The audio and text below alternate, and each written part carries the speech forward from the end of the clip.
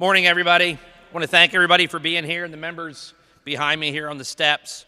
We are here on June the 4th and have just 26 days before our state budget is due. Throughout the halls of this Capitol, there's a persistent conversation about what to do with the surplus and the rainy day fund that have accumulated due to prudent and sound budget practices of the past. And while many may rightly quibble with the philosophical idea that we have too much money in surplus, the fascination with what to do with that money remains. And right now we're faced with two competing visions for what we should do with the surplus dollars that we currently have. Governor Shapiro and the Democrat leaders in the House and the Senate would have you believe that money is best spent in creating more government. Let's be very clear what their vision is about. Their vision is about creating more government and increasing costs. In creating new programs that will then create recurring costs that will need to be sustained well after the surplus and even potentially the rainy day fund are exhausted by some estimates within the next 2 to 5 years. On the other hand, Senate Republicans, with a veto-proof vote in that chamber, which included half of the Democratic caucus, voted to cut taxes for all Pennsylvanians, to use the surplus money that we've accumulated with smart budgeting practices, and to return that investment to the very taxpayers directly to them.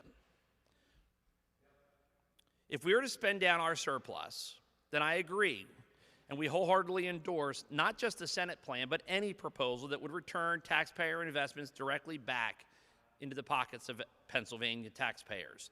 This morning, we will be introducing the House version of the personal income tax cut and the electricity gross receipts tax elimination legislation. The legislature should not give into the temptation to simply grow more government. News reports have been rife with discussions about how our budget has bloated over $20 billion in less than 20 years. With Biden inflation continues to be a problem, we reject the view of the Democratic leaders that the reserves, the surplus, and the budgetary security that we have built through responsible governing as lawmakers, that is not a license to double down on governmental bloat. If we were to use the money we have now, we call on all lawmakers to join us in recognizing it is not our money to spend and balloon into more government. It is the taxpayers' money. And we must reject the notion that it is fiscally sound to add unsustainable and recurring costs into the taxpayers and the Pennsylvanians who are already paying more and getting less from government. We believe that this money comes from the taxpayers and it must be returned to the taxpayers. As Republican leaders in the House, we've endorsed the plan passed by the Senate. As part of our budgetary priorities, we demand to see that bill called up by the House Democrats as passed with an overwhelming, and I'll stress it again, a bipartisan and veto-proof vote that it received just a few months ago. And let us be equally clear. House Democrat leaders should not load this bill up or play parliamentary games like they have in the past with many of the other proposals. Right now is the time to govern in what is supposed to be the heat of budget discussions. The contrast being offered here could never be clearer. I recently read an opinion piece that argued we should be helping regular, everyday Pennsylvanians through the use of our budgetary surplus, and I couldn't agree more. The tax cuts that are being proposed and we support will help the needy, they'll help the middle class, and they will help small businesses, and they will help many of the people that government has forgotten. As we go into budget discussions, we stand in lockstep with our Senate Republican colleagues in returning this taxpayer money back to everyday Pennsylvanians, the taxpayers who sent it here. And to return and invest in Pennsylvanians have made in us by reinvesting in them when they need it the most. Keep in mind, personal income tax cut means a gigantic small business tax cut. Cutting the gross receipts tax for electricity means major savings for every family and business who continue to pay too much for energy policy. Think about how much money can be reinvested in our economy if we let the taxpayers have their money back. Our priority is to leave it to them and to use their tax dollars to support their families, support small businesses, and continue to stimulate the economy. On the other hand, the other side simply wants to grow government and spend down those reserves while adding to the recurring costs of government for taxpayers going forward each and every year. That is irresponsible, and that's something that we cannot support. I will turn it over to Whip O'Neill, the prime sponsor of the bill. Thank you, Leader Cutler, and thank you to the Republican members who have joined us here today. Our message is simple. We have a chance to provide immediate and direct relief from inflation for the people across Pennsylvania. As costs continue to rise, the government should be getting out of people's wallets and letting them keep their hard-earned money. Now is the time to invest in working families instead of government. We are proud to join Senate Republicans and to fully support historic tax cuts for every single Pennsylvanian by cutting the personal income tax and eliminating the gross receipts tax on electricity bills. The best part is, this proposal is not even partisan. This historic tax cut, as we heard from Leader Cutler, has already overwhelmingly passed the Senate in bipartisan fashion just a few weeks ago. And the House Republicans are happy to announce that we will be introducing identical legislation today in the House of Representatives. So when it comes to directly helping every Pennsylvanian, House Democrats have options, but no excuses. It's time for them to act. Let's be very clear. We're not talking about tax breaks for just the privileged few or for massive corporations. This plan would mean more money in every single paycheck across this Commonwealth and would immediately reduce electricity bills for every single consumer. This proposal would reduce personal income tax by 10% for working Pennsylvanians. That alone would mean over $1,000 in tax savings for a family of four between now and the next year. Think about what a boost in a working mom's paycheck would mean for her family, or what a reduction in an electricity bill would mean for a retired couple. We have the chance to act now to immediately change the lives of every Pennsylvanian. Let's not let this opportunity pass by. Let's invest in families over government and pass tax cuts now. Thank you. And here's Chairman Kale to say a few words. Thank you, Whip O'Neill. I'm proud to be the co-prime of this legislation of these tax cuts. You know, the contrast couldn't be clearer between what Democrats want to do and what Republicans want to do. What Democrats' vision is and what our vision is. Democrats, what do they propose? How to spend more of your money. How to spend more of the taxpayers' monies. What do we propose?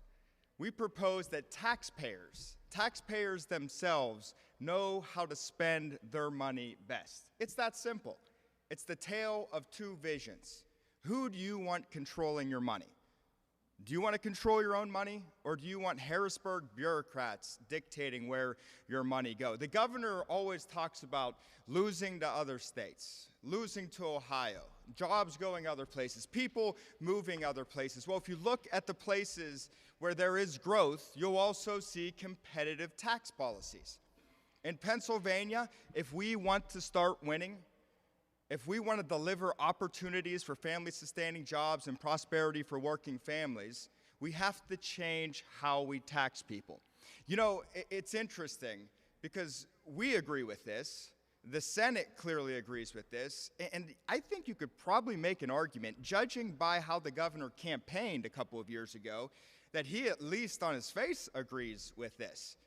But House Democrats can't seem to give money back to Pennsylvanians. They want to spend it. They want to direct it. It's not right. It's not appropriate. Another part of this legislation that we need to talk about as well is the gross receipt taxes and that we're cutting out of the utility bills. This is great for families across the board. It'll cut everybody's utility bills, but it'll also provide opportunities for family-sustaining jobs because it'll cut bills of large manufacturers and job creators, making Pennsylvania more competitive.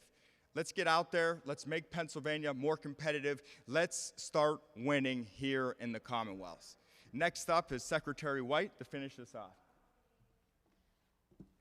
Thank you very much. Good morning, everyone. Over the last 3 years, we have seen the highest cost for consumers in Pennsylvania history, as high inflation is hitting the pockets of every hardworking Pennsylvanian. The Biden administration promised that high inflation was temporary and would soon return to a normal level. That promise has not been kept. Instead, I still see the same issues facing the people in my district when it comes to the cost to buy necessities like food, which has increased nearly 30%, and the cost of electricity to keep the lights on or heat and cool people's homes. That's increased on an average of 25% across this Commonwealth.